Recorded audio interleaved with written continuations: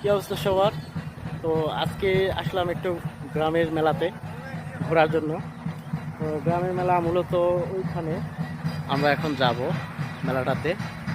তো দেখা যাক গ্রামের মেলা কীরকম হয়।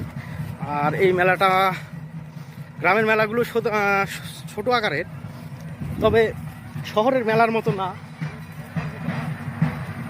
আর শহরের মেলাগুলো প্রায় 1 মাস ব্যাপী অথবা 15 দিন বা তারও কম সময়ের মধ্যে মেলার জন্য হয়, দীর্ঘ সময়ের জন্য। কিন্তু গ্রামের মেলাগুলো আহ, 1 দিন বা সর্বোচ্চ 2 দিনের জন্য হয়। তো আমরা যাই দেখবো এখানে মেলা, গ্রামের মেলা। তো এখানে বিভিন্ন ধরনের লোকজন আসে, দোকানপাট খুব একটা বেশি নাই। তো যাই কি হয় দেখা যাক। এই মেলাটি মূলত একটি মাঠের মাঝখানে অবস্থিত। আর এখানে যাওয়ার মতো কোনো অতিরিক্ত রাস্তা নেই, আল রাস্তা দিয়ে যেতে হবে।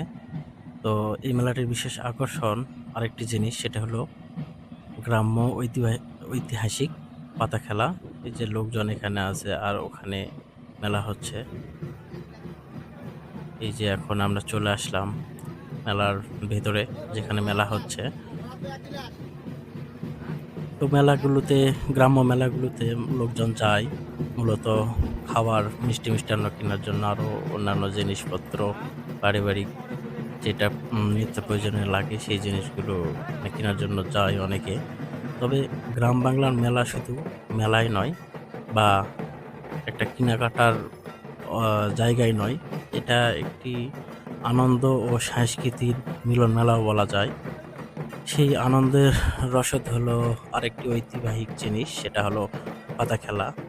আর এই পাতা খেলার জনপ্রিয় খেলা, যা মেলায় এলে মানুষজন মানে টানে চুম্বকের মতো।